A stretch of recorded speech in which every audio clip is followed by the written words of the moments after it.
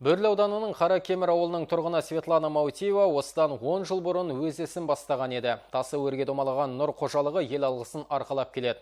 Ауыл әйелдерінің облыстық форумында бас қосқан делегаттар Бөрлі ауданында болып, тынымсыз еңбектің арқасында егін, мал, өсімдік, құс шаруашылықтарымен қатар айналысатын кәсіпкердің жұмысын көзбен көрді.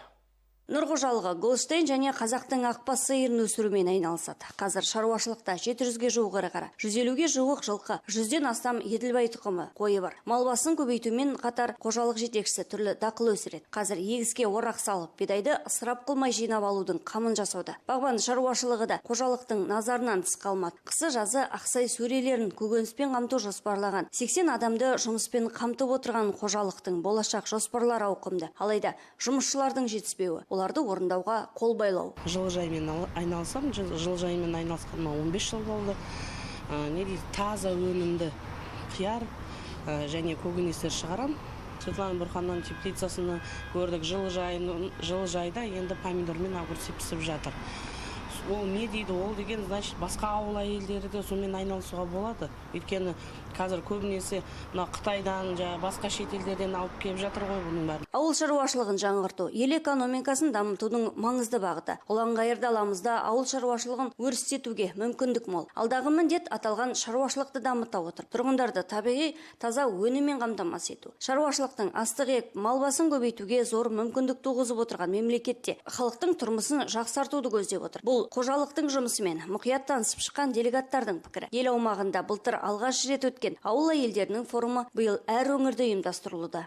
Осы форумға келердің алдында еңбек министрлігінде болғам. Сол жерде осы туралы әңгіме көтерген едім. Міне осындай Батыс Қазақстанға бара жатырмыз. Былтырғы біздің кейіпкеріміз осындай тақырыпты көтерген еді. Біз соны көре келіп, сіздермен бірге осыны мәселені шешуге бола ма? Жұмыс орнын сол кісіге адамдарды соған тауып беруге. Ол кісі айтты, бізде мынау көшіру деген бағдарламамыз бар. Сол бағдарлама бойынша оңтүстіктен басқа жақтан адамдарды көшіру бағдарламасын көрейік деп. Енді мен міне арнайы бәрін көріп, жұмыс орны бар екенін, баспананы бұл кісі беріп отырған бәрін өзім көріп, енді осы бағдарламаны жаңағы еңбек министрлігімен бірге шешуге.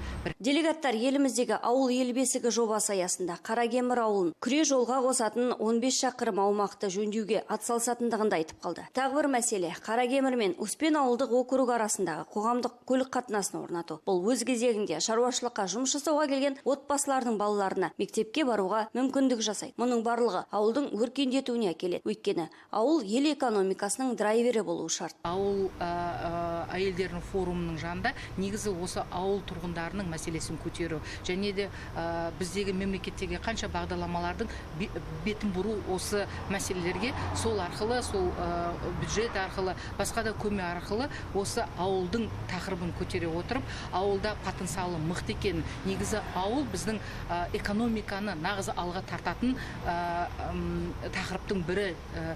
Бұған бірақ жөнді көзқарас тастау керек.